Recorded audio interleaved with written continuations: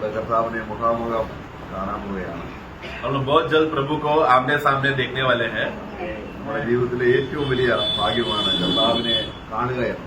हमारे एक विश्वासी के जीवन में सबसे बड़ा भाग्य अवस्था, धन्य अवस्था है कि वो प्रभु को एक दिन आमने सामने देखेगा. കർത്താവിന്റെ പരിശുദ്ധിയിൽ കർത്താവ് പറയുകയുണ്ടായി, എന്നെ കാണുന്ന കണ്ണ് ഭാഗ്യമുണ്ട്.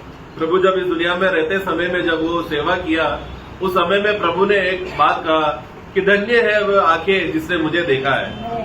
പ്രവാചകന്മാരും അനേക ദേവദാസന്മാരും എന്നെ കാണാൻ ആഗ്രഹിച്ചു, പക്ഷെ അവർ കണ്ടില്ല. പക്ഷെ നിങ്ങൾക്ക് എന്നെ കാണാൻ കഴിയും. बहुत सारे प्रभु के दासों को और भक्तों को और भविष्यवक्ताओं को उन लोग को मुझे देखने का चाहत था, परंतु उन लोग का अवसर नहीं मिला, परंतु तुम लोग को वो अवसर मिला.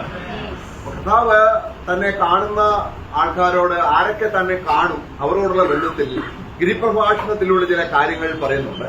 तो प्रभु को जिन जिन लोग प्रभु को जाकर मिलने वाले हैं या प्रभु के साथ आमने सामने रहकर मिलने हो पाएगा, उनके विषय में प्रभु जब पहाड़ी उपदेश में बात करते समय में प्रभु हिंट देकर बात करता है.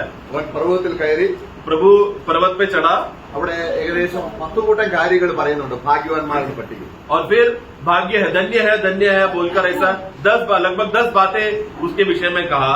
എന്നാൽ ലോകത്തിന്റെ ദൃഷ്ടിയിൽ കർത്താവ് പറഞ്ഞ ആ കാര്യങ്ങളൊന്നും ലോകത്തിന് അത് മനസ്സിലാകത്തില്ല. ആത്മാവിൽ ദരിദ്രരായവർ ഭാഗ്യവാന്മാർ, ലോകം എങ്ങനെ അത് മനസ്സിലാകും? परंतु तो ये वचन, ऐसे वचन जो पहाड़ी उपदेश में आकर प्रभु जब कहता है कि धन्य है वे जो आत्मा में दरिद्र है, ऐसा ये बात जब संसार को ये जब बात पढ़कर ग्रहण या सुनेंगे तो उन लोगों को ये बात समझ में नहीं आए, क्योंकि ये आत्मिक विषय है.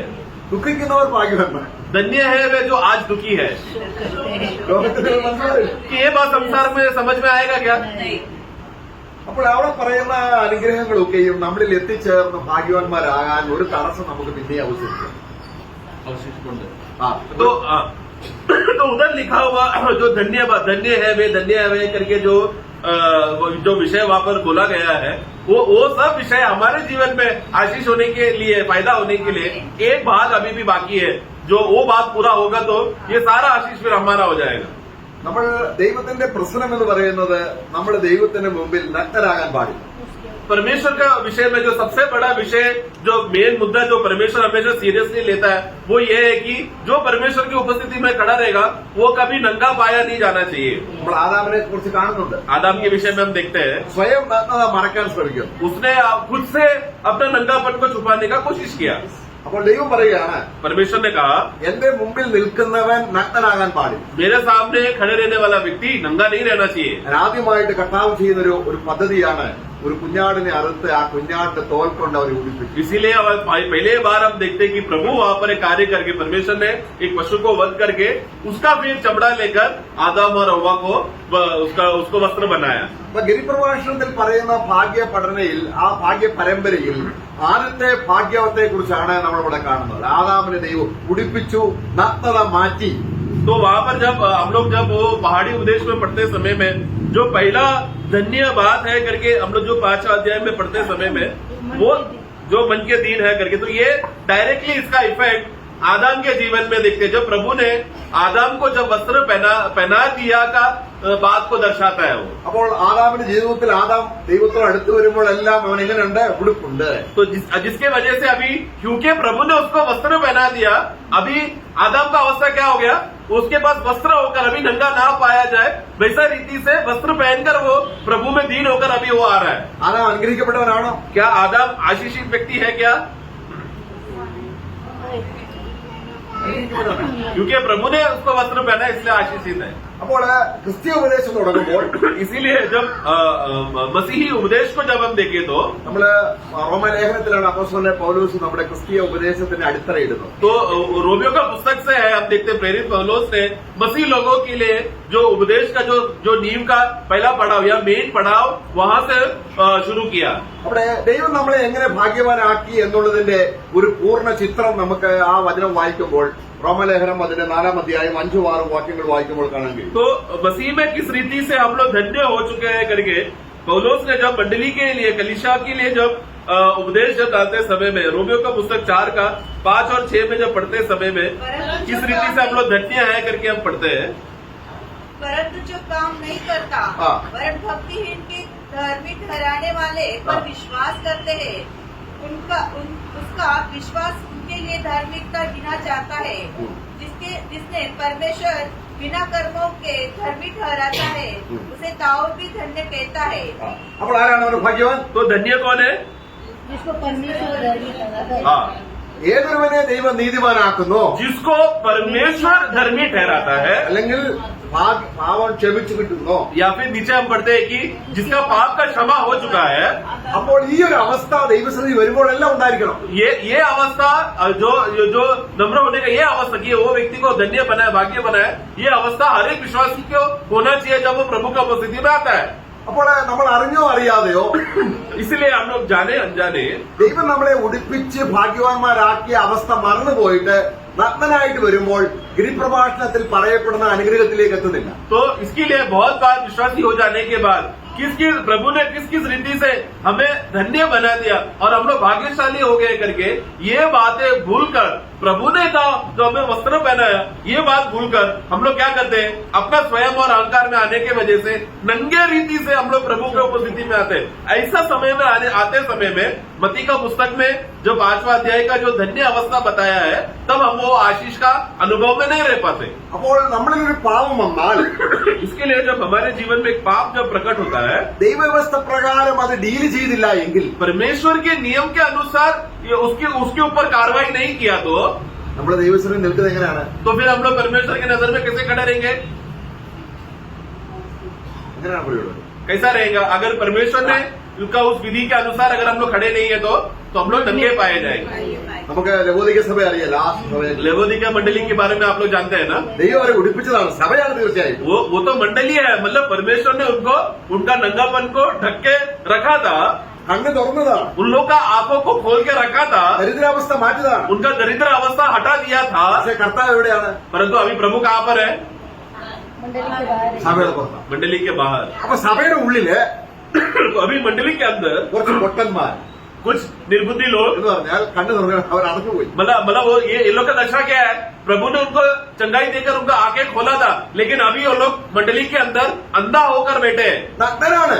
कुछ लोग वो लोग नंगे होकर बैठे हैं। നഗ്നനായ ഒരു വ്യക്തിക്ക് ദൈവത്തിൽ വരാൻ കാരണം ദൈവം അവരെ ഉടുപ്പിച്ചുവെങ്കിൽ ആ ക്രിസ്തുവേശുവിന്റെ യാഗം, അതാണ് നമ്മളെ പാപക്ഷമയുടെ മഹത്വം, നമ്മളെ ഉടുപ്പിച്ചുവെങ്കിൽ ഈ ഭാഗ്യവർണ്ണന നമ്മുടെ ഹൃദയത്തിൽ തിളങ്ങി നിൽക്കണം. तो अभी वो लोग का हालत नंगेपन में होने की वजह से, नंगा अवस्था में रहते समय में परमेश्वर की उपस्थिति में योग्य रीति से खड़ा नहीं रह सकते। इसलिए प्रभु यीशु मसीह ने अपने पाप के क्षमा के द्वारा हमें किस रीति से हमारा नंगापन को ढककर परमेश्वर की उपस्थिति में खड़ा कर पाया करके वो धन्य अवस्था का अवस्था है, हमें समझना चाहिए। നമുക്ക് 32 സങ്കീർത്തനത്തിൽ അത് കാണുന്നുണ്ട്, ഒരു ഭാഗ്യവർണ്ണന അവിടെ കാണുന്നുണ്ട്. ലംഘനം ക്ഷമിച്ചു പാവം മരത്തിൽ കിട്ടിയ മനുഷ്യൻ. तो हम लोग भाग्यवान। भजन संगीता 32 में हम लोग वहाँ पर पढ़ते समय में एक धन्य अवस्था को हम देखते हैं।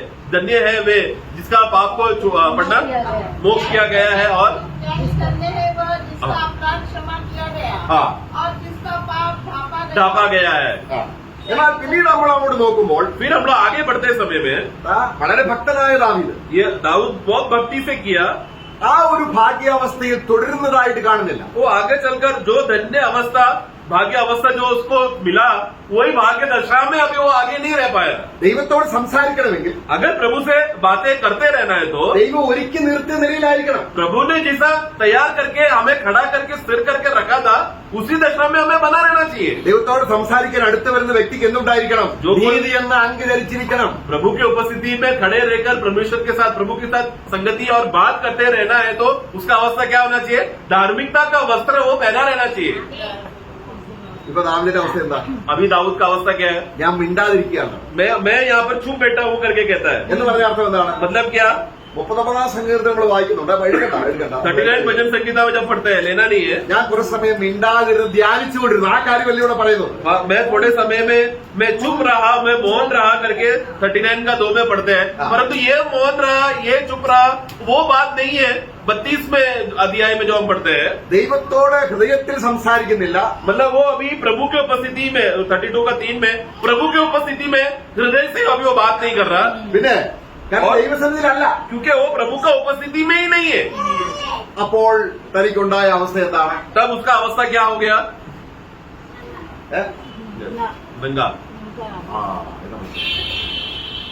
അപ്പോൾ ദൈവം ഉടുപ്പിച്ച ഒരു വ്യക്തിക്ക് इसलिए प्रभु ने जिस व्यक्ति को वस्त्र पहनाया ദൈവസാന്നിധ്യം പിന്നീട് ബോധ്യമാകാതെ വരുമ്പോൾ और फिर वो व्यक्ति परमेश्वर का उपस्थिति का बोध से अगर वो दूर हो जाता, वंचित हो जाता है, तो ദാവീദ് പിന്നെയും ദേവാലയത്തിലൊക്കെ പോയി. दाऊद तो बाद में मंदिर में सब गया.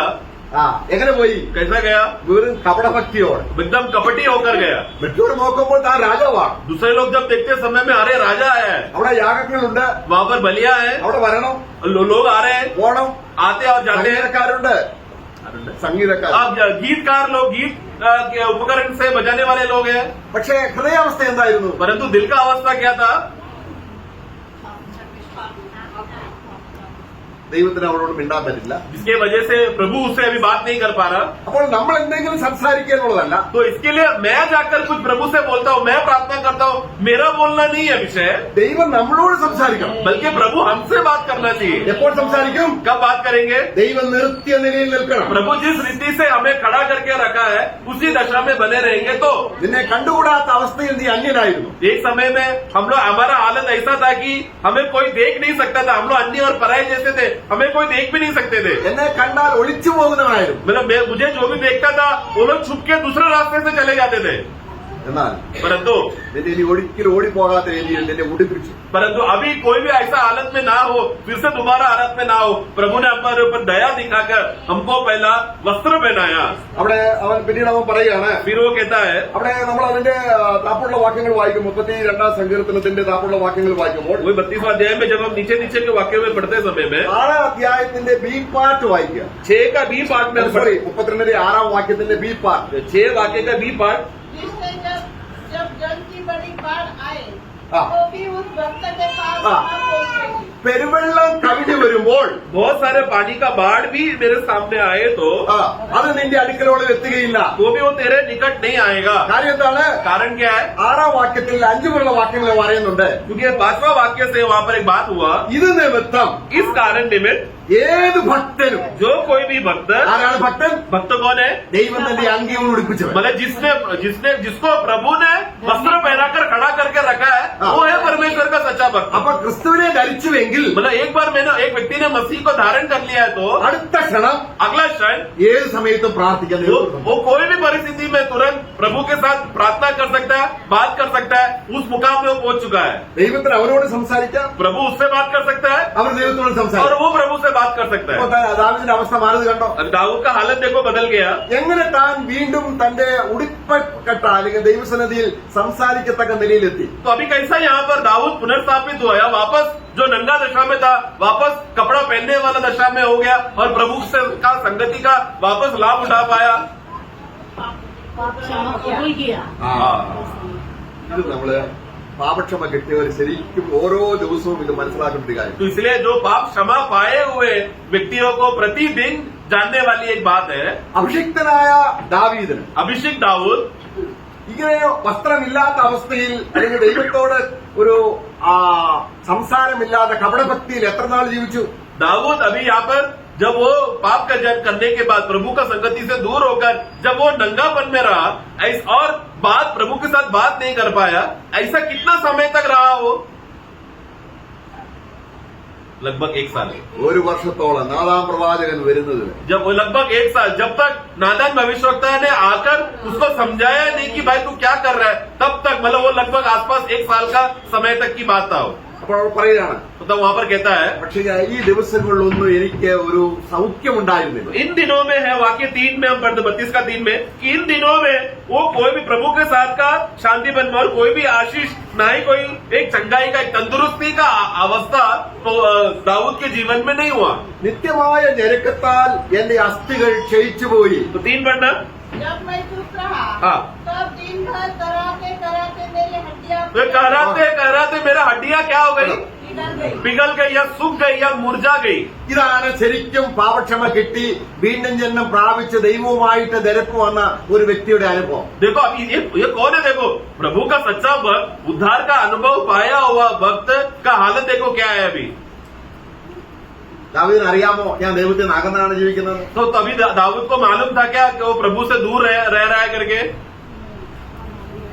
അറിയാം, അതല്ല തന്റെ അസ്ഥികൾ നമ്മുടെ നിത്യമായ ഞരക്കം അസ്ഥികൾ ഒടിഞ്ഞു പോയി. ആ അസ്ഥി അല്ല ഒടിഞ്ഞത് അദ്ദേഹം. उसका शारीरिक हड्डियां का टूट गया है करके सूख गया है करके नहीं वहां पर कह रहा, उसका मतलब ऐसा नहीं है. അവിടെ വായിക്കുന്ന നിത്യമായി എന്നുള്ള മലയാളത്തിൽ അങ്ങനെയല്ല. ഓൾ ദ ഡേ ലോങ്, എല്ലാ ദിവസവും എന്റെ ഒരാട് അസ്ഥി ഒടിഞ്ഞാൽ എങ്ങനെയിരിക്കും? तो नित्य भर करके शब्द वहां पर आते समय सर्वदा काल के लिए नहीं, प्रतिदिन मतलब दिन भर मेरा हड्डियां दिन भर नहीं, दिन भर मेरा हड्डियां जो है सूखा हुआ पिघला हुआ अवस्थे में था. മലയാളത്തിൽ അത് തെറ്റാണ്. मलयालम में वो नित्य भर मेरा हड्डी टूटा ऐसा करके ഓരോ है. ദിവസവും प्रतिदिन എനിക്ക് ദൈവവുമായിട്ട് ബന്ധമില്ലാത്തതിന്റെ ഭാരം എനിക്കുണ്ടായി. मतलब प्रतिदिन, क्योंकि एक साल तक ये सूखा हुआ मुरझा हुआ अवस्था, ये उसका बोझ वो उसको सहता रहा हो. നിന്റെ കൈ എന്റെ മേൽ ഭാരമായിരുന്നു. और तेरा हाथ मेरे ऊपर एक बोझ था. അപ്പൊ ദൈവം ഉടുപ്പിച്ചവൻ मतलब जिसको प्रभु ने कपड़ा वस्त्र पहनाया था നഗ്നനായിട്ട് വന്നാൽ और फिर वो नंगा होकर आया, तो ദൈവം അവനെ തിരിച്ചു കൊണ്ടുവരാനായിട്ട് अभी परमेश्वर उसको वापस पुनर्स्थापित करने के लिए ദൈവം അവനോട് വിട്ടതില്ല. प्रभु क्या करेगा? उससे बात नहीं करेगा. അപ്പോൾ നമ്മൾ എന്തായും ഭക്തരെ പോലെ സംസാരിക്കുന്നതായിരിക്കും. तो ऐसे समय में हम लोग क्या करते हैं? कपटी होकर, कपट भक्ति दिखाकर, मैं प्रभु के साथ बहुत निकट हूँ, प्रभु का गहरा अनुभव है बोलकर बाहरी रीति से कपटी भक्ति करने लगते हैं. അദ്ദേഹം അവിടെ 51 സങ്കീർത്തനമാണ് ഇതിന്റെ പശ്ചാത്തലം. तो 51 भजन संगीता इसका बैकग्राउंड है. അദ്ദേഹം അവിടെ വേദനിക്കുന്നുണ്ട്. वो वहाँ पर दर्द और वेदना में पीड़ा में है. അദ്ദേഹം പറയുന്നു, और वो कहता है, എനിക്ക് 51 സങ്കീർത്തനം 8-ാം വാക്യത്തിൽ പറയാണ്, 51 का 8 में वो कहता है, ഇസ്രായേലിന്റെ സുവർണ രാജ്യത്തിലെ രാജാവ് പറയാണ്, അഭിഷിക്തൻ പറയുകയാണ്, इसराइल का सबसे मूल्यवान राजा, अभिषिक्त राजा, ये बात मैं बोल रहा है. ദേവാലയത്തിൽ പുരോഹിതന്മാർ ആനന്ദിക്കുകയാണ്. वहाँ पर देखो मंदिर में तो याजक लोग आनंद कर रहे हैं, ഇവിടെ ഞാനിതാ परंतु मैं സന്തോഷവുമില്ല ആനന്ദവുമില്ല. 8 पढ़े. मुझे हर्ष और आनंद की बातें सुना. എടാ हाँ, मुझे जो हड्डियां क्यों? उसको हर्ष और आनंद की बात सुना, मतलब दाऊद के अंदर हर्ष और आनंद का अनुभव नहीं है. അസ്ഥികൾ എങ്ങനെയാണ്? और आगे जिससे जो हड्डियां तूने तोड़ डाली है हाँ वे मगर हो जाए. हाँ, देखो हड्डी जो टूटा मतलब मुरझाया हुआ सूखा हुआ जो हालत है वो वापस फूल सके.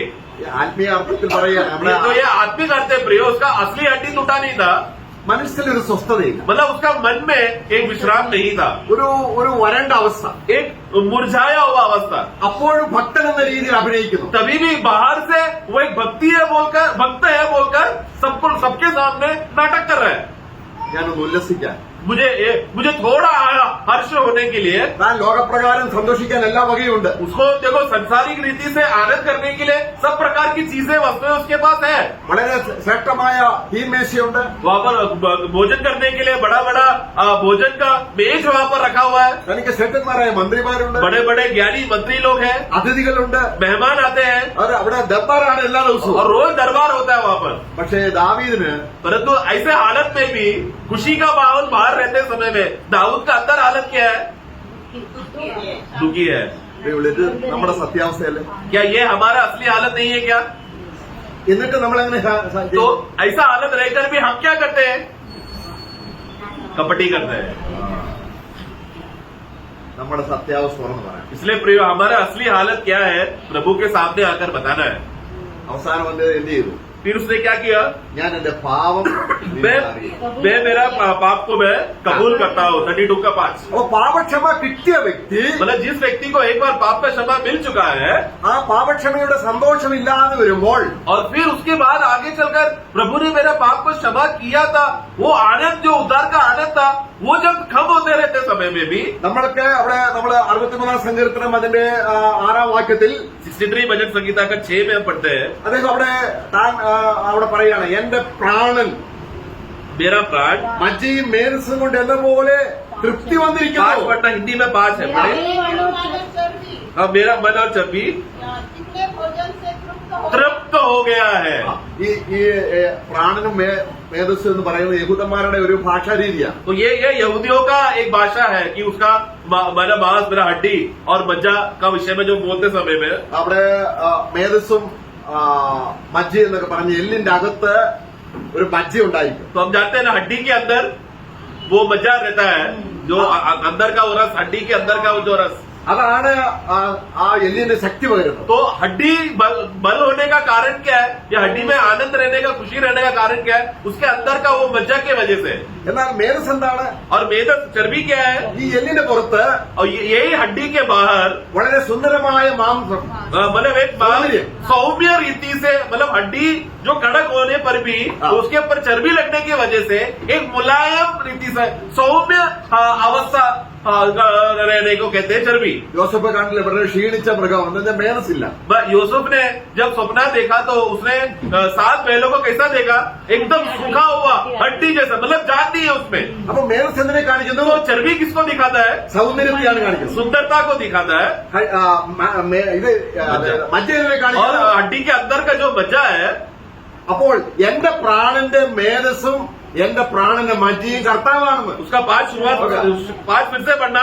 मेरा जीव मानव चर्बी हाँ। और चिकने भोजन से हाँ, चिकना मतलब चर्बी एक शब्द आया, बट उसके बाद जो हड्डी के अंदर का जो चिकना भोजन, यानी कि हड्डी के अंदर का जो मज्जा, ये अभी दाऊद का अनुभव क्या हो गया?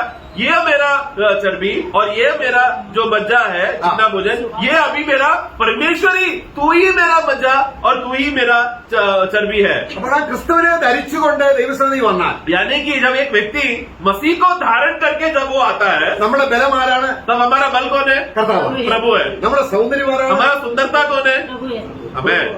അതാണ് കർത്താവിന്റെ ഹൃദയത്തിൽ നിൽക്കുമ്പോൾ इसके लिए प्रभु की उपस्थिति में जब खड़े रहते समय में ഈ അവസ്ഥയിൽ അല്ല എങ്കിൽ ये अवस्था, ये दशा में अगर हम नहीं है तो വേറെ ഒരു ടെക്നിക്ക് കൊണ്ടും നമുക്ക് ആത്മീയ സന്തോഷം വരുത്താൻ കഴിയില്ല. तो कोई और टेढ़ा मेढ़ा रास्ता अपना कर, मैं ऐसा करेगा तो प्रभु मुझसे पूछा जाएगा, वैसा करेगा, ऐसा टेढ़ा मेढ़ा रास्ता करके या कोई टेक्निक ढूंढकर आएगा तो भी प्रभु हमसे आनंदित नहीं रहेगा। അപ്പോൾ ഇത് നിമിത്തം इस कारण 32 വാക്യം വായിക്കാം. 32 का 6 में हम पढ़ते हैं, താൻ പാപം ഏറ്റു പറഞ്ഞു, उसने अपना यानी कि जब उसने पाप को अंगीकार किया ദൈവവുമായിട്ടുള്ള പ്രശ്നം തീർന്നു. और प्रभु के साथ का उसका जो भी रुकावट का अवस्था था वो रुकावट हट गया। ഇപ്പോൾ അവൻ ആരാണ്? अभी वो कौन हो गया? വസ്ത്രമുള്ളവനാണ്. वस्त्र धारण करके खड़ा है। Praise the Lord. मैं അവന്റെ ഹൃദയം സന്തോഷിക്കുക. मतलब उसका हृदय अभी हर्ष से आनंदित होकर उल्लास में है। അതുകൊണ്ട് ഏത് ഭക്തനും इस हालत में कोई भी भक्त ഇപ്പോഴും പ്രാർത്ഥിക്കാം. अभी भी प्रार्थना कर, वो उस हालत में होने की वजह से कभी भी वो प्रार्थना कर सकता है। എന്താ പ്രാർത്ഥനയില്ലാത്തത് നമ്മുടെ ജീവിതത്തിൽ? हमारे जीवन में प्रार्थना का कमी क्यों है? വസ്ത്രമില്ല, हम लोग, हमारे में वस्त्र नहीं है, പ്രേരണയില്ല. हमें प्रभु के साथ एक अच्छा जीवन जीने का प्रेरणा नहीं आ रहा। ക്രിസ്തുവിന്റെ ആത്മാവ് നമ്മളെ പ്രേരിപ്പിക്കുന്നില്ല. मसीह का आत्मा हमें विवश नहीं कर रहा। ആത്മാവ് നമ്മളെ റോമലേഖനം 8 അധ്യായം പരിശുദ്ധാത്മാവിനെ തന്നതിന് വേണ്ടിയാണ്. रोमियो का पुस्तक 8 में पढ़ते समय में पवित्र आत्मा को क्यों दिया गया है? നമ്മുടെ ബലഹീനതകളിൽ हमारा कमजोरियों में നമുക്ക് പ്രാർത്ഥനയിൽ എപ്പോഴും സഹായമായിരിക്കാനാണ്. क्योंकि हमको प्रार्थना करने नहीं आता, प्रार्थना में मदद करता है पवित्र आत्मा। ആത്മാവ് പ്രാർത്ഥിക്കാൻ നമ്മളെ പ്രേരിപ്പിക്കുന്നില്ല. तो और फिर परंतु नंगापन में रहने की वजह से आत्मा का प्रार्थना का करने का प्रेरणा हमको नहीं मिल रहा, പരിശുദ്ധാത്മാവ് തന്നെ ദുഃഖിച്ചിരിക്കും. क्योंकि पवित्र आत्मा खुद दुखी शोकित है। കാര്യം എന്താണ്? कारण क्या है? വസ്ത്രമില്ല. नंगा है। ദൈവസന്നിധിയിൽ നമ്മളെ നഗ്നരായിട്ടാണ് ഇരിക്കുന്നത്. प्रभु के उपस्थिति में विश्वासी है बोल रहा है, परंतु नंगा होकर बैठा है। കർത്താവ് പുറത്താണ്. प्रभु बाहर है। അപ്പോഴും സഭയിൽ കാവിന്റെ രീതിയിലുണ്ട് കാര്യങ്ങളെല്ലാം. तभी भी मंडली के अंदर सब प्रकार का आराधना रीत रिवाज सब चल रहा है, परंतु कबड्डी रीति में सब प्रकार का चल रहा है। അപ്പോൾ ഇത് നമ്മൾ സീരിയസ് ആയിട്ട് കൈകാര്യം. इसलिए प्रियो, ये बातों को गंभीर रीति से हमें देखना है। നീ ഒടിച്ച അസ്ഥികൾ ഉല്ലസിക്കട്ടെ. हे प्रभु, तूने जो तोड़ा, हड्डियों को तोड़ा, वो वापस उल्लास और आनंद करने दो। കുറഞ്ഞ പക്ഷം രക്ഷിക്കപ്പെട്ടുവെങ്കിൽ ആ രക്ഷിക്കപ്പെടുന്ന 1-2 ദിവസങ്ങളിൽ സന്തോഷം കാണും. कम से कम एक नया जन्म पाया हुआ व्यक्ति के जीवन में जब शुरुआती दिन में जब उद्धार पाता है तो कम से कम 3-4 दिन तो मिनिमम उद्धार का आनंद में वो बना रहता है। രക്ഷിക്കപ്പെട്ട ദിവസം സന്തോഷിക്കാതെ വളരെ ദുഃഖിച്ച് രക്ഷിക്കപ്പെട്ടവർ രക്ഷിക്കപ്പെട്ടിട്ടില്ല. तो उद्धार के दिन में ही वो उद्धार मिला करके बोल रहा है, लेकिन आनंद नहीं, खुशी नहीं, उल्लास नहीं, उद्धार का मजा उसमें नहीं है, तो उद्धार ही नहीं पाया है। അവിടെ രക്ഷ എന്ന് പറഞ്ഞാൽ എന്താണ്? क्योंकि उद्धार क्या है प्रियो? അവന്റെ പാപം ക്ഷമിച്ച് उसका पाप क्षमा हो गया, ആത്മാവിനെ ലഭിച്ച് आत्मा मिल गया ദൈവരാജ്യത്തിന്റെ സന്തോഷത്തിലേക്ക് और വരികയാണ്. परमेश्वर का राज्य में का आनंद वो में प्रवेश होकर वो उल्लास कर रहा है। ഭക്ഷണവുമല്ല പാനീയവുമല്ല, क्या परमेश्वर का राज्य खाने पीने में नहीं, നീതിയും സമാധാനവും धार्मिकता और शांति പരിശുദ്ധാത്മാവിന്റെ സന്തോഷം. और पवित्र आत्मा का आनंद। എന്നാൽ അത് തുടരുന്നില്ല. परंतु वो जो आनंद जो पवित्र आत्मा में जो मिल गया था उसमें अभी आगे नहीं बढ़ रहा। അപ്പോൾ നമുക്ക് എന്ത് വേണം? तो अभी क्या करना है? വസ്ത്രം കൊടുത്തവരായില്ല. वापस वस्त्र पहना हुआ दशा में रहकर ഒറ്റ കാര്യം ചെയ്താൽ മതി. एक ही काम करना है, പാപം पाप को कबूल करे, अंगीकार करे।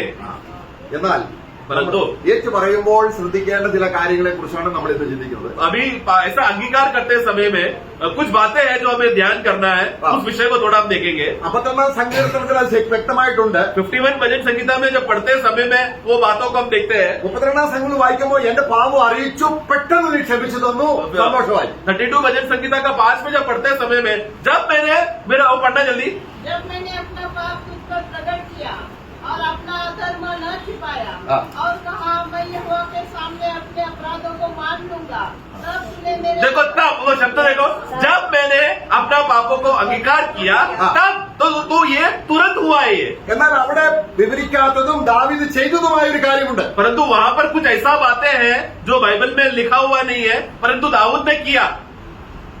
कुछ बातें ऐसे भी है जो वहाँ पर लिखा नहीं है। അപ്പോൾ അതുകൊണ്ടാണ് നമ്മൾക്ക് തിരുവചന പ്രകാരം അത് എന്താണ്, तो वचन को अगर हम लोग ध्यान करेंगे तो वो क्या क्या बातें था जो दाऊद ने किया।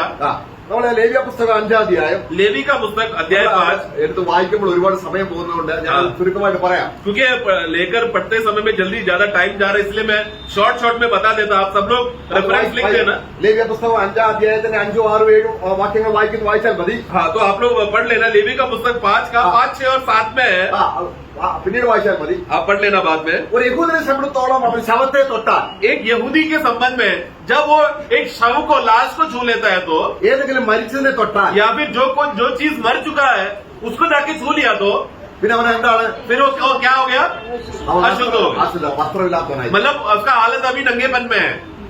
ഒരുപക്ഷെ അവൻ മറന്നു പോയിരിക്കാം, शायद वो भूल गया होगा, വസ്ത്രം പോയത് അവൻ അറിയുന്നില്ല. यानी कि उसके अंदर का जो प्रभु ने पहनाया हुआ वस्त्र वो उतर गया है, अभी तू नंगा है करके ये बोलती उसको नहीं रहेगा। അപ്പോൾ അവന്റെ ഹൃദയത്തിൽ ഒരു വേദന, तब उसका हृदय में एक वेदना, एक दर्द आएगा സന്തോഷം നഷ്ടപ്പെട്ടു. और वो आनंद खो बैठेगा। അപ്പോൾ അവന് പാപം ചെയ്തു എന്ന് ബോധ്യം വരുന്നു. तब उसको मैंने कुछ तो गलती किया है करके ऐसा एहसास उसके अंदर आएगा।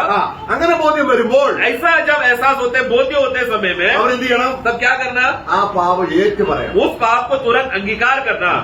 അവിടെ വളരെ ഏറ്റു പറയണമെന്ന് 6-ാം 5-ോ 6 വാക്യം जल्दी വായിക്കുമ്പോൾ 5 पढ़े, खाली 5। और जब वह इन बातों में से किसी भी बात में दोषी हो, हाँ। तो जिस विषय में उसने पाप किया हो, हाँ। वह उसको मान ले। मान ले, या मानना या अंगीकार करे। ഓക്കെ, ദാവീദ് എന്താ ചെയ്തത്, दाऊद ने क्या किया, मान लिया ना।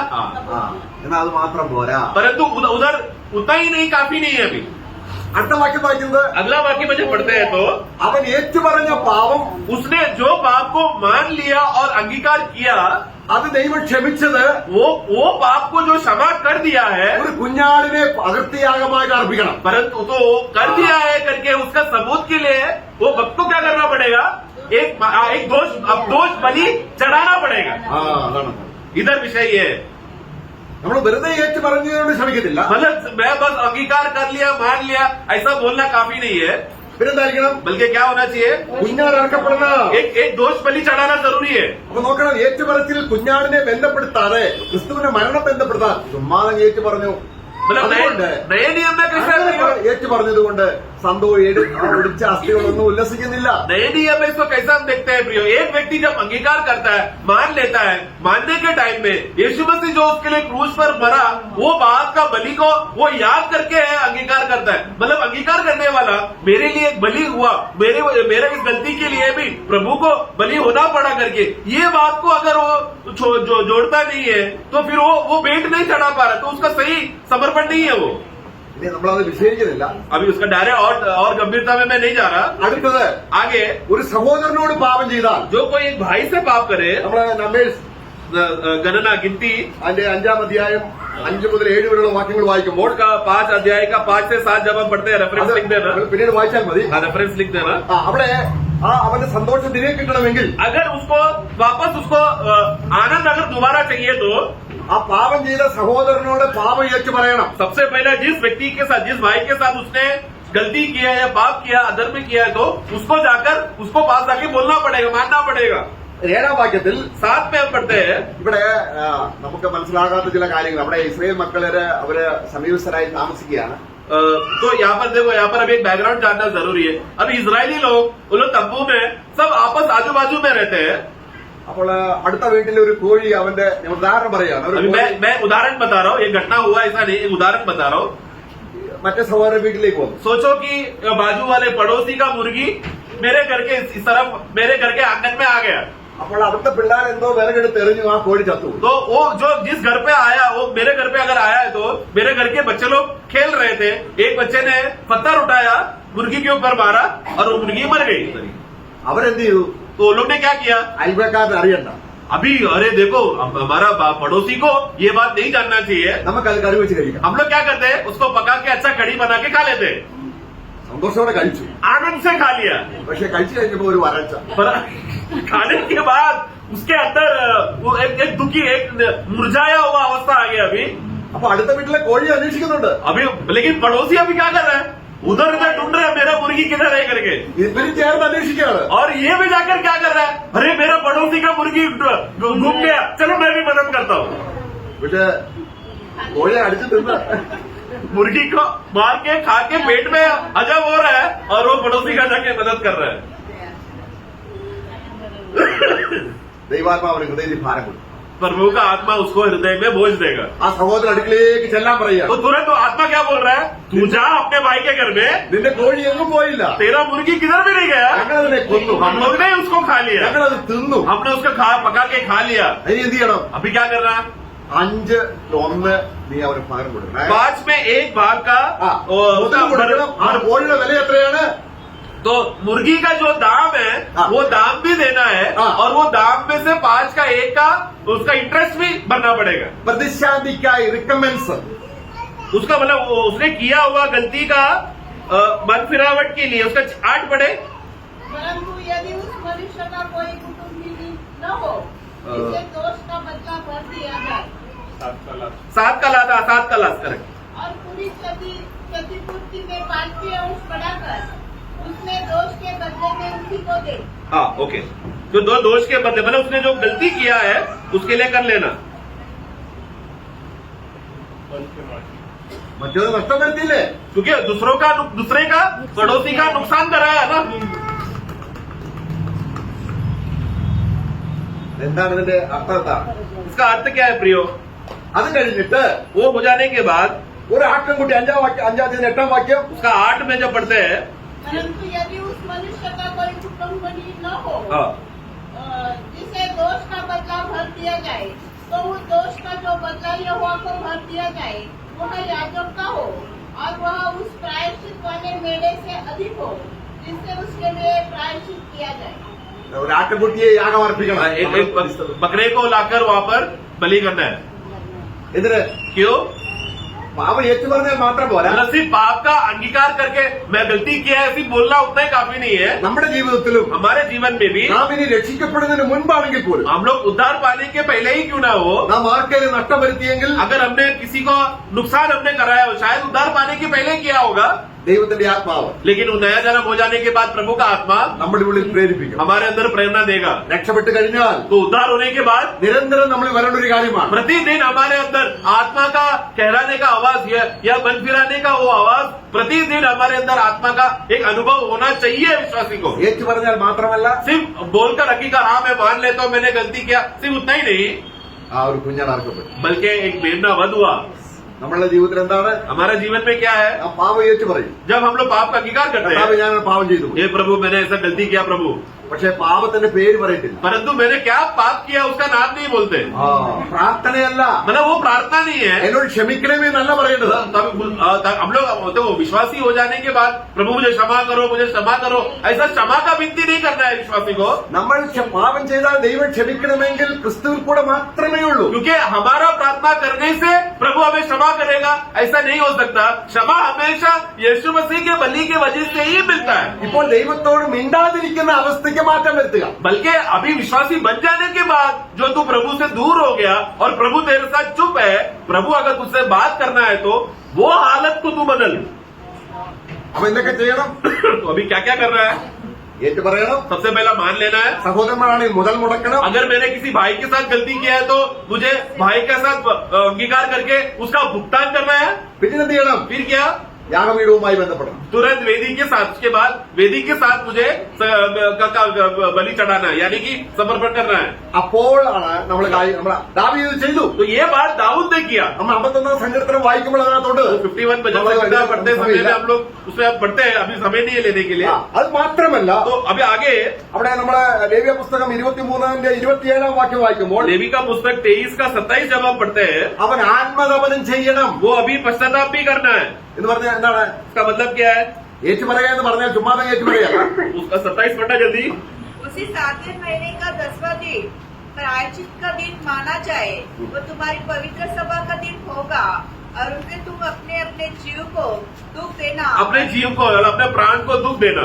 എന്താണ് അതിന്റെ അർത്ഥം? उसका मतलब क्या है? നമ്മളൊരു പാപം വന്നു പോയാൽ यानी कि अगर हमारे अंदर से पाप का गलती किया है, तो पाप गलती किया है तो നമുക്ക് ആ മാനസാന്തരം ഉണ്ടാകണം, हमको मन फिरावट होना है നമുക്കതിനെ കുറിച്ച് ദുഃഖവും ഉണ്ടാകണം. और उसके विषय में विलाप होना है. अरे मैंने क्या कर दिया करके बोलकर उसका हृदय टूट जाना है. അപ്പൊ ഇത് നമ്മൾ ചെയ്യുന്നില്ല എങ്കിൽ ये तो मन फिर रहा है करके बोलते समय में ये बातें नहीं हो रहा है तो ദാവീദിനെ പോലെ പ്രാർത്ഥിക്കാൻ കഴിയുന്നില്ല. तो दाऊद के जैसा 1 साल तक जैसा वो शांत रहा या संगति नहीं कर पाया, ऐसा हालत हो जाएगा. प्रार्थना करने नहीं होगा, फिर അവന്റെ അവസ്ഥ മാറി, उसका परिस्थिति बदल गया, അവന്റെ വേദന മാറി, उसका अभी आगे चलकर उसका दर्द हट गया. അവൻ സന്തോഷത്തോടെ ദൈവത്തെ ആരാധിച്ചു. अभी वो वापस आनंद से प्रभु के साथ आराधना कर पा रहा है. അപ്പൊ ആത്മതപനം എന്നുള്ളത് तो इसलिए अपना जीव को वेदना देना पश्चाताप करते समय में, അവൻ നിന്നോട് അങ്ങനെ ചെയ്തു പോയി, हे प्रभु मैंने आपके साथ ऐसा कर बैठा प्रभु, എന്റെ ഹൃദയം കഠിനപ്പെട്ടു, मेरा हृदय कठोर हो गया था प्रभु, എന്നിട്ട് നീ എന്നെ സ്നേഹിക്കുന്നല്ലോ, तो भी आप उससे प्रेम करते हो. ഞാൻ ആത്മാർത്ഥമായി നിന്നെ സ്നേഹിക്കുന്നു. मैं सच्चा मन से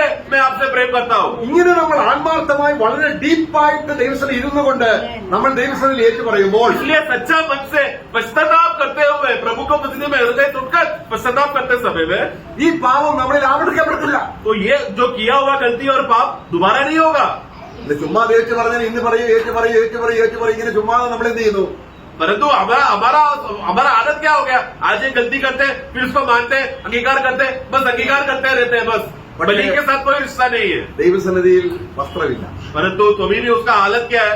प्रभु को उपस्थिति में वस्त्र नहीं पहना है उसने, ഒരു സന്തോഷമില്ല. तभी भी उसके अंदर आनंद नहीं है. നമ്മൾ വരുന്നു പോകുന്നു എന്ന് മാത്രമേ हम ഉള്ളൂ. लोग मीटिंग में आ रहे जा रहे बस കപടഭക്തിയിലേക്ക് നമ്മൾ ജീവിക്കേണ്ടി വരും. कपटी भक्ति का जिंदगी जी रहा है. അതുകൊണ്ട് കർത്താവ് നമ്മൾ ഇടപെടുമ്പോൾ इसलिए प्रभु जब हमारे जीवन में कार्य करते समय ഇത് में നന്നായി പരിഗണിച്ചില്ല എങ്കിൽ ये बातों को तू सही रीति से तू ध्यान देकर नहीं किया तो അവൻ നിർമ്മലനായിരിക്കുന്നത് പോലെ നമുക്ക് നിർമ്മലനായി കർത്താവിനെ കാണുന്നതിനുള്ള ക്വാളിഫിക്കേഷൻ എന്താണ്? तो जैसा वो निर्मल है वैसा हम लोग को निर्मल बने रहने नहीं हो पाएगा. इसलिए प्रियो, प्रभु को जाकर मिलने का या प्रभु को देखने का जो सबसे बड़ा नियम क्या है? पवित्रता, जिसके बगैर कोई भी उसको देख नहीं सकता. ഈ യാഥാർത്ഥ്യം മനസ്സിലാക്കാതെ ജീവിച്ച ദൈവത്തിന്റെ പുരോഹിതന്മാരായ ഏലിയുടെ 2 മക്കളെ കുറിച്ച് നമുക്കറിയാം. ये तत्वों को ना पहचानते हुए और अपना मनमानी में और कपटी भक्ति में जीने वाला हम एक याजकों को देखते हैं, जो एली के पुत्र लोग. നമ്മളിൽ പാപം വരാം, हमारे देखो प्रियो, हमारे जीवन में पाप आ सकता है, എന്നാൽ ദൈവം നോക്കുന്നത് परंतु परमेश्वर क्या देखता है? അതിന് വേണ്ട രീതിയിലുള്ള പരിഹാരം വരുത്തുന്നുണ്ടോ? वो उसकी रीति जो आज तेरे जीवन में जो गलती हो गया, पाप हो गया, उसका सही रीति से सुधार लाया कि नहीं? सचमुच तूने पश्चाताप करके बर फिरकर सही रास्ते में तू पुनर्स्थापित हुआ है कि नहीं? ये प्रभु देखता है. നമുക്ക് ദൈവത്തിന്റെ സന്നിധിയിൽ അടുത്ത് വരുന്ന ജനത്തിന് പാപപരിഹാരത്തിന്റെ മാർഗം പറഞ്ഞു കൊടുക്കേണ്ട ഏലി തന്നെ പറയുകയാണ്. 1 ശമൂവേൽ 2:25 വാക്യം. दूसरा पहला शमूएल 2:17 पढ़ते समय में जो एली भविष्यवक्ता लोगों को अपने जब लोग गलत रीति से तुम लोग गलती करते समय में कैसा तुम लोग को मन फिरकर आना है, वो सिखाने वाला व्यक्ति अभी उसका हालत देखो क्या हो गया. തന്റെ മക്കളോടുള്ള ബന്ധത്തിൽ अपने പറയുകയാണ്, बच्चों के विषय में भी वो कहता है. 17 पढ़े. इसलिए उन जवानों का पाप यहोवा की दृष्टि में बहुत भारी हुआ, क्योंकि वे मनुष्य यहोवा की भेंट का तिरस्कार करते थे. 2:25 सॉरी 20 ഫസ്റ്റ് ശമൂവേൽ ചാപ്റ്റർ 2:25. 2:25 पढ़े. सॉरी. यदि एक मनुष्य दूसरे मनुष्य का अपराध करे तब तो परमेश्वर उसका न्याय करेगा. हाँ। परंतु यदि कोई मनुष्य यहोवा के विरुद्ध पाप करे तो उसके लिए कौन विनती करेगा? നോക്കുക, तो भी ഈ മഹാപുരോഹിതനാ നിൽക്കുന്നത്. महायाजक का काम क्या है? ജനം जब लोग जब पाप करते हैं तो അതിന്റെ കാര്യം तो लोगों को पाप कर रहे हैं, तो इसके लिए वो लोगों के बीच में बिचवाई करने के लिए हाँ। का नियुक्ति है महायाजक का. ഇവിടെ ഇപ്പോൾ അത് ഫലിക്കുന്നില്ല. परंतु यहाँ पर अभी वही सेवा जो वो इतने दिनों से सालों से करते आ रहा है, वो सेवा अभी उसको नहीं और करने हो पा रहा है. കാര്യം എന്താണ്? कारण क्या है? നമ്മളവിടെ 2:17 മുതൽ വായിക്കുമ്പോൾ 2:17 में जब पढ़ते हैं, 2:17 इसलिए उन जवानों का पाप यहोवा के दृष्टि में बहुत भारी हुआ, യഹോവയുടെ യാഗം. आगे क्योंकि वे मनुष्य यहोवा की भेंट का तिरस्कार करते थे. യഹോവയുടെ യാഗം തന്നെ ഇവർ പാപക്ഷമ കിട്ടാനുള്ള യാഗം തന്നെ അതെന്തോ ആണ് ഞങ്ങൾക്ക്. ये लोग ने क्या किया? यहोवा की उपस्थिति में जो बलि करना चाहिए था, जिसके द्वारा उनका पाप का क्षमा हो सकता था, उसी बलि को उन लोगों ने तिरस्कार कर दिया. ഈ പുരോഹിതന്മാരുടെ മക്കൾ എന്തിനാ യാഗം അർപ്പിക്കുന്നത്? याजक के बच्चे भी जब गलती करते हैं, पाप करते हैं, तो वो लोग क्यों बलि चढ़ाते हैं? ആഹാരത്തിന് വേണ്ടി, उनका भोजन के लिए. ഏതെങ്കിലും ആള് യാഗം അർപ്പിക്കാൻ വന്നാൽ जो कोई भी इजरायली जब बलि लेकर जब आएगा, ഇവര് മുപ്പല്ലി കൊണ്ട് വന്നിട്ട് എന്ത് ചെയ്യും? മുപ്പല്ലി 3-4 और उसका त्रिशूल लेकर आकर അത് കുത്തിയെടുക്കും. वो ये याजक के बच्चे लोग, ये लोग क्या करते थे? त्रिशूल लेकर आकर वो लोग उसमें से थोड़ा मांस को लोग अपने लिए ले लेते थे. അപ്പൊ നോക്കണം, देखना, യാഗം അവരുടെ പാപപരിഹാരത്തിന് വേണ്ടിയല്ല അവർ കണ്ടത്. मतलब जो बलि जो प्रभु के लिए चढ़ाना चाहिए था और मेरा पाप का हल का शांति का रास्ता है करके, ये बात उन लोग ने वैसा नहीं देखा. പിന്നെ ഇതിനു വേണ്ടി बल्कि क्यों? അവരുടെ ശരീരത്തിന് ഇഷ്ടം പോലെ തിന്നാൻ വേണ്ടിയാണ്. बल्कि अपने शरीर में मैं आज एकदम अच्छा तगड़ा मांस खाया, ऐसा खुशी और उल्लास करने के लिए, मनोरंजन के लिए था. നമുക്ക് എത്രയോ പേരാണെന്ന് അറിയാമോ യേശുവിന്റെ നാമത്തിൽ സ്ഥാനപ്പെട്ടിട്ട് യേശു മരിച്ചത് എന്താണെന്നും പാപത്തോടുള്ള ബന്ധത്തിൽ കർത്താവ് ഡീൽ ചെയ്ത് മനസ്സിലാക്കാതെ വെറും ഭൗമിക നന്മയ്ക്ക് വേണ്ടി യേശുവിന്റെ പേര് പറഞ്ഞ് നടക്കുകയാണ്. आज भी देखो प्रियो, दुनिया में देखो कितने सारे विश्वासी है करके बोल रहे, यीशु का नाम में उन्होंने बपतिस्मा भी ले लिया, सब कार्रवाई उन्होंने बाल रीति से किया, लेकिन प्रभु का जो पाप का क्षमा का सही अर्थ ना जानते हुए प्रभु को दुख वेदना सहना पड़ा ताकि मुझे पाप का क्षमा मिले, ये बात को ना ऐसा समझते हुए अपना मनोरंजन के लिए, अपना फायदे के लिए यीशु का नाम लेकर वो लोग घूम रहे हैं. ഏലിയുടെ മക്കൾ എന്ത് ചെയ്യണമായിരുന്നു? एली के बच्चे क्या करना चाहिए था? ഹേ കർത്താവേ, हे प्रभु, ഞാൻ നിന്നോട് പാപം ചെയ്തു. मैंने आपके खिलाफ पाप किया. നീ ക്രൂശിൽ വന്ന് മരിക്കുന്നതിനുള്ള ഒരു സാദൃശ്യമായിട്ട് आप जो एक दिन आकर मेरे लिए, मेरे पापों के लिए बलि जो होने वाले थे, उसका छाया के रीति से जो ये बलि था, ഞാൻ ആരുടെയും നിനക്കായി യാഗം അർപ്പിക്കുന്നു. वो उस बलि को मैं याद करते हुए आज मैं अभी एक बलि चढ़ाता हूँ. അതവർ ചെയ്തില്ല. ऐसा वो लोग ने नहीं किया. അപ്പോൾ ആ യാഗത്തെ മനസ്സിലാക്കാതെ ഏറ്റു പറഞ്ഞാലും ഫലമില്ല. तो प्रियो, क्रूस में एक दिन मसीहा आके मरेगा करके वो बात का बोध्य का एहसास जो पुराने नियम के लोगों ने नहीं किया, तो भले हजारों बलियां भी कर दे तो भी उन लोगों को पाप का क्षमा नहीं मिलेगा. ക്രിസ്തുവിന്റെ ക്രൂശുമരണത്തെ मसीह का क्रूस का मृत्यु വെറും ഭോജനപരമായ കാര്യത്തിന് വേണ്ടി മാത്രം ഉപയോഗിച്ചാൽ, केवल भोजन के फायदे के, भोजन मिल रहा है, चलो खाना मिल रहा है बोलकर ऐसा सोचकर बलि के पीछे भाग रहा है, तो भी അവർക്ക് വരുന്ന നാശം ഭയങ്കരമാണ്. ऐसे लोगों के ऊपर आने वाला बर्बादी बहुत बड़ा है. ഇവിടെ ഏലിയുടെ മക്കൾക്ക്, ഏലിക്കും ഏലിയുടെ മക്കൾക്കും എന്താണ് സംഭവിച്ചത് അടുത്ത നമ്മൾ വായിക്കുന്നുണ്ട്. नीचे बढ़ते समय में एली और उसके बच्चे के ऊपर आया और विपत्ति और नाश के बारे में पढ़ते हैं. 2-ാം അധ്യായം 12 മുതൽ 16 വരെയുള്ള വാക്യങ്ങൾ നമ്മൾ വീട്ടിൽ പോയി വായിക്കണം. दूसरा अध्याय का 12 से 16 आप लोग घर पे पढ़ लेना. ദൈവം അവരോട് പറയുന്നുണ്ട്, നമ്മളത് വായിക്കണം, നമുക്ക് സമയമില്ലാത്തത് अभी വായിക്കണം. समय ने बचाने के लिए मैं बस बता रहा हूँ. അവിടെ ഏലിയുടെ മക്കൾ എന്ത് ചെയ്തു? एली के बच्चों ने क्या किया करके वहाँ पर हम देखते हैं. ഈ യാഗപീഠത്തിൽ പാപപരിഹാരത്തിനുള്ള യാഗപീഠം വെക്കുമ്പോൾ जब लोग जब पाप बलि के लिए जब बलि लेकर वेदी के ऊपर रखते थे और आग जब जलते रहता था, ആ മാംസത്തിൽ നിന്നും മേധസ് വേർപെടണം. तब वास्तव में क्या होना चाहिए?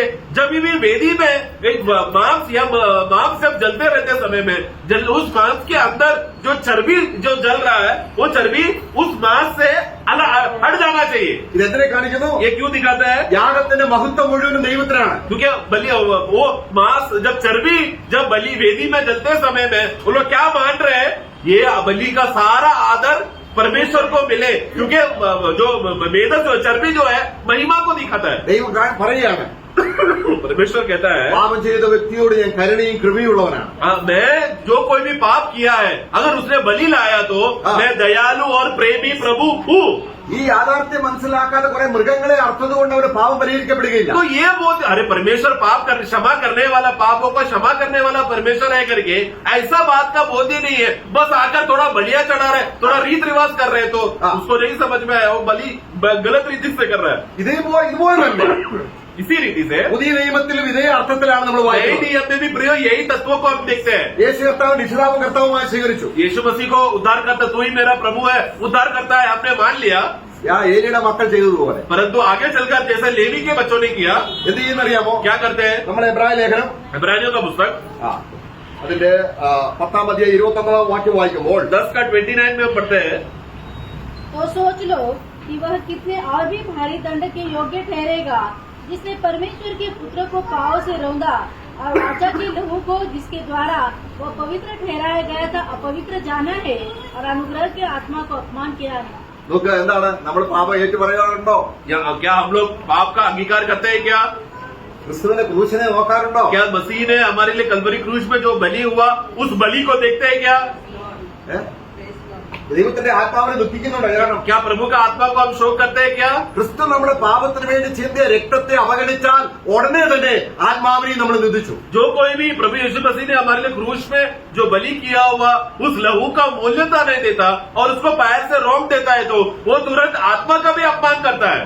യേശുവിന്റെ രക്തം നിയമരക്തമാണ്. देखो, यीशु मसीह का लहू वाचा का लहू है। നാം ഈ രക്തത്തിന്റെ ബേസിലാണ് നമ്മൾ ആരാധിക്കാൻ വരുന്നത്. हम लोग ये लहू प्रभु ने बहाया है, उसके आधार पर ही हमारा हम लोग आराधना में आते हैं। പക്ഷെ അതിന് യാതൊരു വിലയുമില്ല. परंतु उसको रोक दिया, मतलब क्या, उसका कुछ भी मूल्यता हमने नहीं रखा।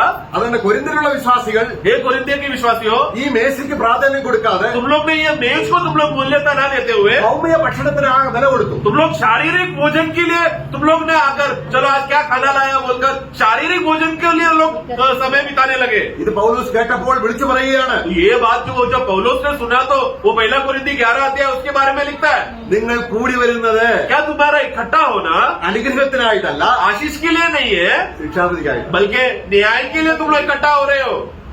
കാരണം ക്രിസ്തുവിന്റെ യാഗത്തിന് ഒരു പ്രാധാന്യം കൊടുക്കും. क्योंकि प्रभु का मेज जो मूल्यता था वो मेज को ना देते हुए वो लोग प्रभु के भोज को ज्यादा मूल्यता देने लगे। നമുക്ക് സന്തോഷമില്ലാത്തത് എന്താണ്? हम लोग को आनंद क्यों नहीं है? ഈ ക്രിസ്തുവിന്റെ ക്രൂശനെ നമ്മൾ വേണ്ടതുപോലെ കാണുന്നില്ല. प्रभु का क्रूज का जो बलि जो हुआ है उसका सही गंभीरता का अर्थ हम लोग उसको मूल्यता नहीं दे पा रहे, नहीं दे रहे। इसके लिए നമ്മളിൽ ഒരു പാപം വന്നാലും अगर हमारे अंदर से हम सोचो कि हमसे पाप हो गया, നാം അത് കർത്താവിന്റെ അടുക്കലേക്ക് വന്നിട്ട് तुरंत हम लोग को प्रभु की उपस्थिति में आना है, ആ പാപാവസ്ഥയിൽ വന്നിട്ട് उसी पाप का दशा में आना है, ക്രിസ്തുവിന്റെ അടുക്കൽ വന്നിട്ട് प्रभु के पास आना है। കർത്താവെ ഞാനത് ചെയ്തു പോയി, ये प्रभु मैं कर बैठा, ആ ചെയ്ത പാപം ചോദിച്ചു പറയാം. और जो किया हुआ पाप को उसको मानकर अंगीकार करना है। എന്നാൽ ആ പാപത്തിന് വേണ്ടി और फिर क्या मानना है कि ये पाप के लिए जो मैंने अभी किया, നീ ക്രൂശിൽ കയറി. आप क्रूज में 2000 साल पहले चढ़कर इसका बदला आपने लेखा दे दिया है। നീ എനിക്ക് വേണ്ടി നിലവിളിച്ചു, तू उस दिन क्रूज में तू मेरे लिए रोया, നീ എനിക്ക് വേണ്ടി പ്രാർത്ഥിച്ചു. तू मेरे लिए विनती किया। അങ്ങനെ അവന് മരണത്തോട് ഏകീഭവിച്ചു. ऐसा प्रभु के क्रूज के मृत्यु के साथ एक हो जाना है, നമ്മൾ എന്തായി തീർന്നു? तब क्या होगा? നമ്മുടെ സന്തോഷം തിരികെ. हमारा आनंद। देखो, ये विश्वासी बन जाने की बात है। विश्वासी बन जाने के बाद गलती हुआ, पाप कर बैठा तो करने वाली बात है। तो पाप करने की वजह से क्या हो गया? प्रभु से दूर होने की वजह से जो खुशी था वो चला गया। लेकिन ये रीति से प्रभु जब मैं अपना गलती मान लेता हूँ और सही रीति से प्रभु का बलिदान पहचानता हूँ तो वापस मुझे उद्धार का और वो खुशी का आनंद मुझे वापस मिल जाता है। കർത്താവിനെ കാണണ്ടേ? प्रभु को देखना है कि नहीं? ഈ ഹൃദയത്തിൽ കിടക്കുന്ന പാപമായിട്ട് കർത്താവിനെ പറയാൻ കാണാൻ പറ്റില്ല. परंतु हमारे हृदय में अभी भी वो किया हुआ पाप का वो भाग अभी भी अंदर ही, पाप अभी भी अंदर ही है। ऐसा पाप को अंदर रखकर हम लोग प्रभु को कैसे मिलने जाएंगे प्रियो? കപടഭക്തിയിൽ कपटी में നാം ആത്മാർത്ഥമായിട്ട് കർത്താവിന്റെ അടുക്കലേക്ക് വരാം. ऐसा ना होते हुए सच्चा मन से साथ, शुद्धता के साथ, सच्चाई मन से हम लोग को प्रभु की स्थिति में आना है। പാപത്തോടെ വരണം. मतलब अगर मैंने पाप कर बैठा तो ऐसी हालत में प्रभु के पास आना है, ക്രിസ്തുവിന്റെ അടുക്കൽ വരണം. मसीह के पास आना है, പിതാവിന്റെ അടുക്കലേക്കല്ല, पिता के पास नहीं जाना है, കർത്താവിന്റെ അടുക്കൽ വരണം. प्रभु के पास आना है। കർത്താവ് ഞാൻ പാപം ചെയ്തു, हे प्रभु, मैंने पाप कर बैठा, ഞാൻ നിന്നോട് ഏറ്റു പറയും.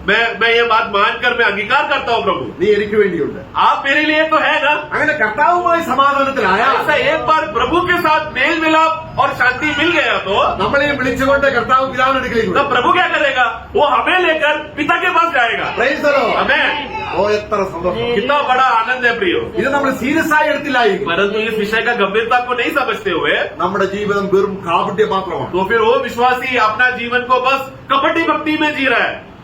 പഴയ നിയമത്തിലെ പുരോഹിതന്മാർ जो पुराने नियम के याजक लोग അവർക്ക് ദിനം പ്രതി അവർക്ക് പാപയാഗം ചെയ്യണമായിരുന്നു. उन लोग को रोज, क्योंकि इजरायली लोग क्या करते थे, रोज अपना गलती को मानने के लिए आते, इसलिए रोज उनको पाप का बलि वेदी में चढ़ाना पड़ता था. എബ്രായ ലേഖനം 7:27 വാക്യം വായിക്കുമ്പോൾ इब्रानियों 7:27 जब पढ़ते हैं, 7:27, അവിടെ ഒരു പ്രത്യേക योग्य के समान हाँ। उसे आवश्यक नहीं कि प्रतिदिन पहले अपने पापों को हाँ। और फिर लोगों के पापों के लिए बलिदान चढ़ाए. ഓക്കെ. അപ്പൊ പഴയ നിയമത്തിൽ എന്തുണ്ട്? तो देखो पुराने नियम में कैसा है, मतलब प्रतिदिन എന്നാൽ യേശുക്രിസ്തുവിന്റെ യാഗത്തിൽ देखो पुराने नियम में हालत क्या था, याजकों को या पुराने नियम की बलियों में शब्द सामर्थ्य के वजह से वो लोग को प्रतिदिन करना पड़ता था. लेकिन यीशु मसीह का बलि का शक्ति क्या है, एक ही बात। ദിനംപ്രതിയുള്ള ആ യാഗം ക്രിസ്തുവിന്റെ ഏകയാഗത്തിൽ അടങ്ങിയിരിക്കുന്നുണ്ട്. प्रतिदिन करने का जो बलि है उसको करने की जरूरत नहीं है. यीशु मसीह का एक बलि में प्रतिदिन का बलि का शक्ति है. ആ.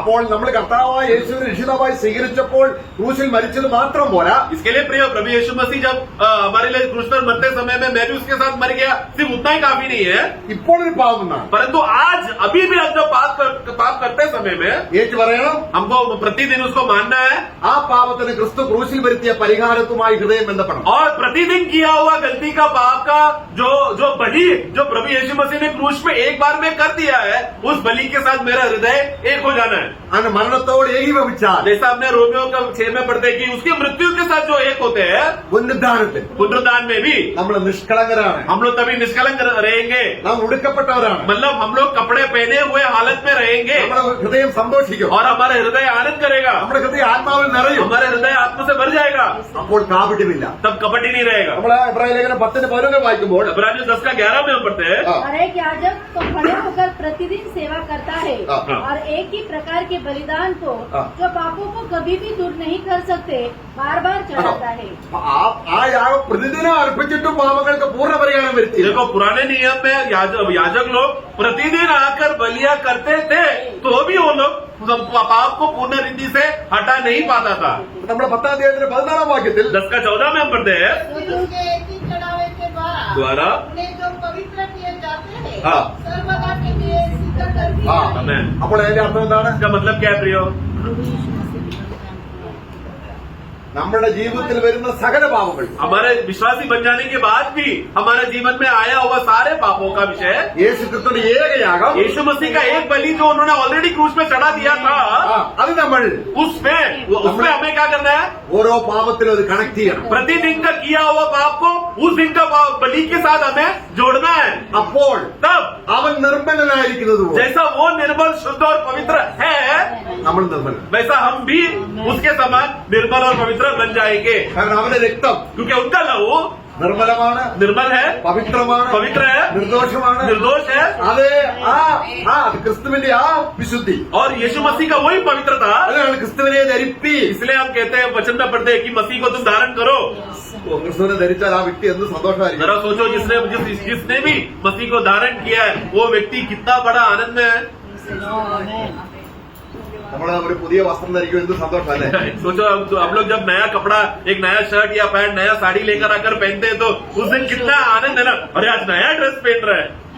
നീതീകരിക്കുന്നതിനെ കുറിച്ച് മണവാളൻ പുതിയ വസ്ത്രം ധരിക്കുന്നത് പോലെയും മണവാട്ടി ആഭരണം ധരിക്കുന്നത് പോലെയും ഞാൻ നീതീകരിച്ചവർ സന്തോഷിക്കുമെന്നാണ്.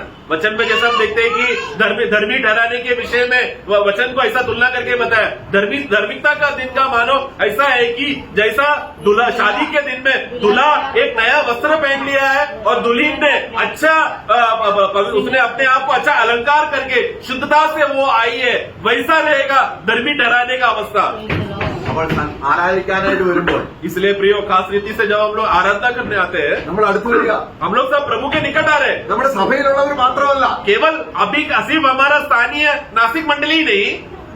നമ്മൾ ദൈവം ശ്രദ്ധിക്കണം. एक बात ध्यान रखना, നമ്മുടെ ആരാധന ചെറിയ ആരാധനയല്ല. आराधना एक छोटा झूठ बस एक ही लोकेशन में एक ही लोग इकट्ठा हो रहे एक समय में, ऐसा नहीं है. സ്വർഗം തുറക്കുന്ന സമയമാണ്. क्योंकि आराधना में आते समय में आत्मिक दुनिया में क्या हो रहा है, हमारा वो स्थानीय मंडली का आत्मिक द्वार आत्मा की और स्वर्ग की ओर खुल रहा है.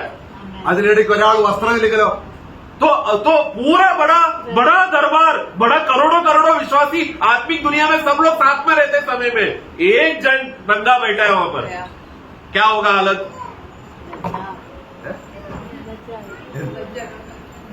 നമ്മളിൽ ആ ഒരുവൻ നമ്മളാണെങ്കിലോ?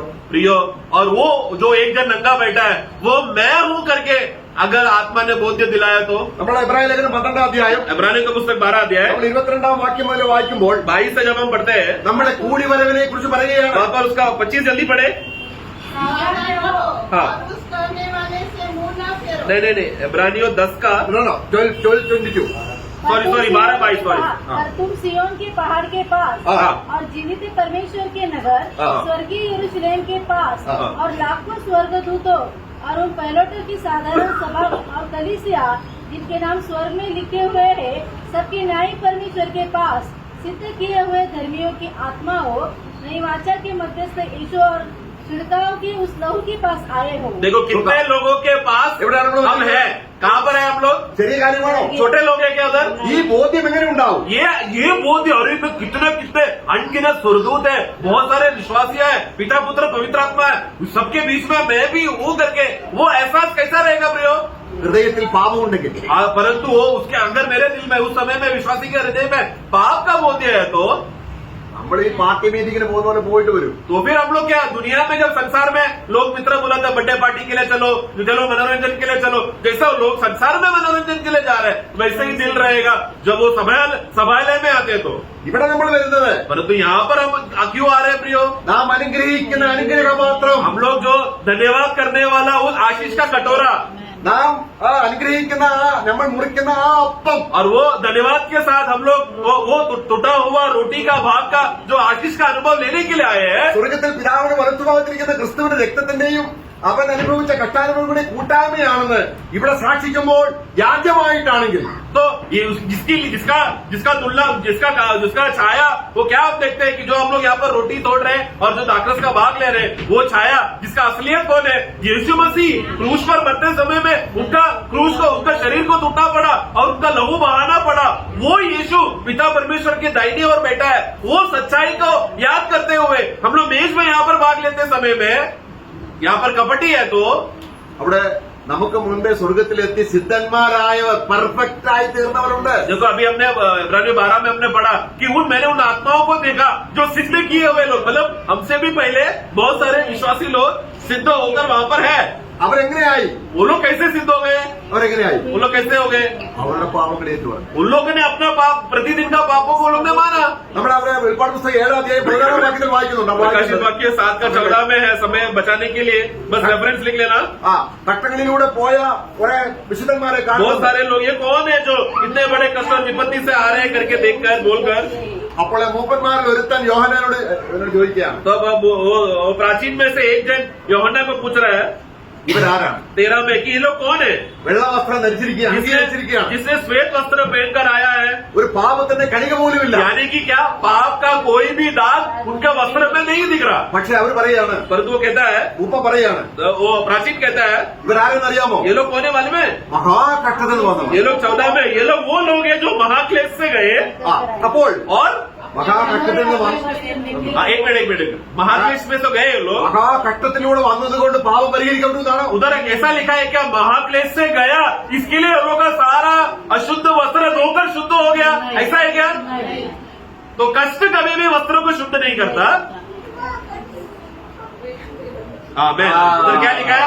लहू ने लहू के द्वारा ഇവർ സിദ്ധന്മാരായോ? ये लोग सिद्ध हो गए क्या? പക്ഷേ हो गए, जिनका भी वस्त्र लहू से धोया तो लोग सिद्ध है प्रियो। ഒരു ചെറിയ പാപം പോലും परंतु प्रियो एक छोटा सा पाप भी അവരിൽ വന്നത് उनके अंदर आया, അവർ എടുത്തു കളയാതിരുന്നിട്ടില്ല. वो लोग ने उसको छुपा के रखा नहीं, वो लोग ने प्रकट किया बाहर। നാം ഇത് മറന്നുപോയാൽ ये बात अगर आप भूल गए तो പിന്നെ എന്ത് പ്രത്യാശ നമുക്കുണ്ട്? फिर क्या आशा में बैठे हैं आप लोग? क्या है आशा फिर? ഹൃദയ ശുദ്ധിയാവുന്നു. जितना हृदय शुद्ध होते जाता है, निष्कलंक होते जाता है, നമുക്ക് അവനെ കാണാനുള്ള വെമ്പൽ ഹോളി സ്പിരിറ്റ് തരികയാണ്. उतना उतावला पवित्र आत्मा हमको देगा। देख तेरा प्रभु आ रहा है, जितना हृदय शुद्ध रहेगा उतना आनंद और वो उसके अंदर तड़प रहेगा, मुझे मेरा प्रभु को मिलना है। എന്താണ് कारण क्या है? ഒരുങ്ങി? वो तैयार है, ആത്മാവ് അവന് ഉള്ളിൽ ദ്രോണി. आत्मा उसके अंदर कहरा रहा है। ആത്മാവ് നിലവിളിക്കുക. आत्मा पुकार रहा है, കാരണം ആത്മാവ് സാക്ഷിയാണ്. आत्मा गवाह है उसके अंदर। അവർ കുഞ്ഞാന്റെ രക്താമത്വം वो लोग ने मेमना के लहू के निमित्त സാത്താനെ ജയിച്ചു. वो लोग ने अपना प्राण को भी ना फिक्र करते हुए शैतान पर विजय पाया। സ്വന്തം പ്രാണനെ സ്നേഹിച്ചില്ല अपना प्राण को उन्होंने प्रिय नहीं जाना। എന്ന് പറഞ്ഞ അർത്ഥം എന്താണ്? मतलब क्या? പാപം ചെയ്ത് രസിച്ചില്ല. मतलब पाप करते रहते समय में अरे आज मुझे बहुत मजा आ रहा है पाप करने, ऐसा फीलिंग कभी नहीं आया। जब भी पाप का विषय आया तो तुरंत वो लोग ने मन फिरकर अपना वस्त्रों को धो लिया। അപ്പൊ നമ്മുടെ ഡെയിലി ദിനം പ്രതി इसलिए प्रतिदिन का पाप, നമ്മൾ കർത്താവിലേക്ക് हमारा प्रतिदिन का चाल चलन में हम लोग को प्रभु के पास आना है। നമ്മൾക്ക് പ്രിയമുള്ളവർ, ഇത് ഒരു തട്ടിപ്പ് പരിപാടിയല്ല. प्रियो, ये कोई मैं विश्वासी बन गया मैं स्वर्ग में जा रहा हूँ, अभी मैं थोड़ा टेक्निक लगाता हूँ, थोड़ा मैं उधर इधर का काम करके बस पवित्र जीवन कैसे भी जी लूंगा बोलकर टेक्निक ढूंढने का रास्ता नहीं है ये। തന്റെ സഭയെ अपना मंडली को കറയും ചുളുക്കവും മാലിന്യവുമില്ലാതെ सब प्रकार का दाग जूरिया और सब प्रकार का अशुद्धता से उसको निष्कलंक करके शुद्ध करके തേജസ്സോടെ നിർത്തേണ്ടത് एक महिमादायक कलीशा प्रस्तुत करने के लिए ആത്മാവ് വന്നിരിക്കുക. आत्मा आया है। പരിശുദ്ധാത്മാവ് ലക്ഷ്യം എന്താണ്? पवित्र आत्मा का लक्ष्य क्या है प्रियो? നമ്മളെ തേജസ്സോടെ നിർത്തുക. कि हम सबको महिमा से भरकर प्रभु के साथ खड़ा करें। കൺമീൻ നാം ദൈവമക്കൾ എന്ന് വിളിക്കപ്പെടുക. देखो पहला यूहन्ना 3 है कि देखो हम लोग परमेश्वर का संतान कहलाया जाना कितना बड़ा भाग्य और धन्य अवस्था है प्रियो। നാം അങ്ങനെയാകുന്നു. और हम ऐसे ही है। ഈ സൗന്ദര്യം ലോകത്തിനറിയില്ല. ये सुंदरता और ये खुशी संसार नहीं जानता। അപ്പോൾ ഏറ്റവും വലിയ ഭാഗ്യം എന്താണ്? सबसे बड़ा धन्य कौन है? ലേഖനം ക്ഷമിച്ചു. जिसका धन्य है वे जिसका पाप का क्षमा और अधर्म को ढाका गया है, ढापा गया है। ഇത് നമ്മൾ അനുദിനം ये हमको प्रतिदिन നമ്മുടെ സംസാരത്തില്, हमारा बात करने में, നമ്മുടെ നോട്ടത്തില് हमारा नजरों में, ഒക്കെയും നമ്മൾ പാപം വരാം.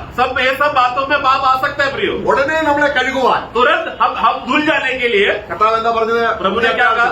हाँ? അന്ത്യത്താഴത്തിൽ प्रभु जब अंतिम भोज चेलों के साथ किया था, प्रभु ने क्या कहा? അവരുടെ കാല് കഴുകാനായിട്ട് വരും. प्रभु यूहन्ना 13 में चेलों का पैर धोने के लिए आया। എന്താ അത്? वो क्या है? അവർ കുളിച്ചവരാണ്. तो वो लोग तो पहले नहाकर आए थे, എല്ലാ പാപവും ക്ഷമിക്കപ്പെട്ടു. मतलब संपूर्ण पाप का क्षमा उनको मिल चुका है, ശുദ്ധരാണ്. वो लोग सिद्ध है। പക്ഷെ അത് പോരാ. परंतु उतना उधर ही इतना ही नहीं, ഡെയിലി प्रतिदिन ഞാൻ പത്രോസേ നിന്റെ കാല് കഴുകാൻ हे पत्रोस अगर आज मैंने तेरा पैर नहीं धोया तो तेरे साथ मेरा कोई संगति नहीं। നമ്മളെ കർത്താവ് ഈ നിലയിൽ നമ്മുടെ ജീവിതത്തിൽ സ്വാധീനതയുണ്ടോ? क्या इस रीति से प्रभु आकर मेरे पैर धोकर और एक पर्सनल संगति का अनुभव क्या हमारे आपको प्रभु के साथ है क्या प्रियो? അല്ലെങ്കിൽ അവൻ എല്ലാം ഒടിക്കും. नहीं तो वो क्या करेगा? अगर पैर धोने के लिए प्रभु को अनुमति देकर समर्पण नहीं किया तो प्रभु हमारा हड्डी तोड़ने आएगा। സ്കൂട്ടറിൽ നിന്ന് വീഴ്ച കാലൊടിക്കുന്നല്ല. मतलब आप स्कूटर चला के जा रहे थे, अचानक एक्सीडेंट हो गया, पैर टूट गया, वो मैं नहीं बोल रहा हूँ मैं। നിത്യമായ ഒരു ഞെരുക്ക് എന്ന് പറഞ്ഞാൽ ദൈവം സന്തോഷം. जैसा दाऊद का जीवन में हड्डी टूटने का अनुभव, मतलब क्या 1 साल तक वो विलाप कर रहा है, दुखी निराश है, कोई भी संगति का आनंद नहीं, वैसा अवस्था विश्वासियों के जीवन में आएगा। നിന്റെ കൈ എന്റെ മേൽ ഭാരമായി. हे प्रभु तेरा हाथ मेरे ऊपर एक बोझ था, നമ്മൾ വാതിലെടുത്തു. इसलिए प्रियो दरवाजा बंद कर നമ്മൾ കർത്താവ് അടുക്കലേക്ക് हम लोग प्रभु के पास आए। കർത്താവേ, हे प्रभु എന്റെ മനസ്സ് ഞാൻ തുറക്കുന്നു. मैं मेरा मन को आपके सामने में खोलता हूँ, എന്റെ ഉള്ളം ഞാൻ തുറക്കുന്നു. मैं मेरा पूरा अंदरूनी भाग आपके सामने खोलता हूँ। നിന്റെ വായ വിസ്താരത്തിൽ തുറക്കാം. हे दास अपना मुंह को खोल, എന്നോടെല്ലാം തുറന്നു പറ. हे दास अपना मुंह को पूरा खोल के विस्तार से खोलकर जो भी तेरे मन की बात है मुझे बता। ആമോസിന്റെ പുസ്തകം മൂന്നാം അധ്യായത്തിന് 2-ാം വാക്യം കൂടെ വായിച്ച് അവസാനിപ്പിക്കാം. एक वाक्य पढ़ना चाहता, आमोस का पुस्तक 3:2। രണ്ടിലെ ചില തർജ്ജിമയിൽ 3-ാം വാക്യമാണ്. कुछ भाषांतर में 3रा वाक्य है, शायद पढ़ना 2 पढ़े। पृथ्वी के सारे फूलों में से ആ उत्तर केवल तुझी पर बन लगा है, इस कारण मैं तुम्हारे सारे अधर्मों के कामों का दंड दूंगा। നോക്കൂ, അവിടെ ഹിന്ദിയിൽ നല്ല പരിഭാഷയാണ്. वो करेक्ट परिभाषा आया हिंदी में। മലയാളത്തിൽ ഞാൻ നിങ്ങളെ സന്ദർശിക്കും, വിസിറ്റ് ചെയ്യുന്നതാണ്.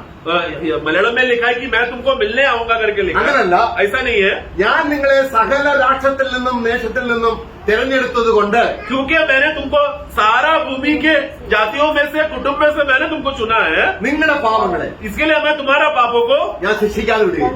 बिना दंड दिए मैं हाँ। छोड़ूंगा नहीं। അപ്പൊ നമ്മളൊരു പാപം വരുമ്പോൾ यानी कि हमारे जीवन में पाप आया तो ആ പാപത്തിന് ദൈവം നമ്മളെ ശിക്ഷിച്ചാൽ अगर उसका पाप का दंड अगर प्रभु ने दे दिया നരകമാണ്. तो वो दंड क्या है?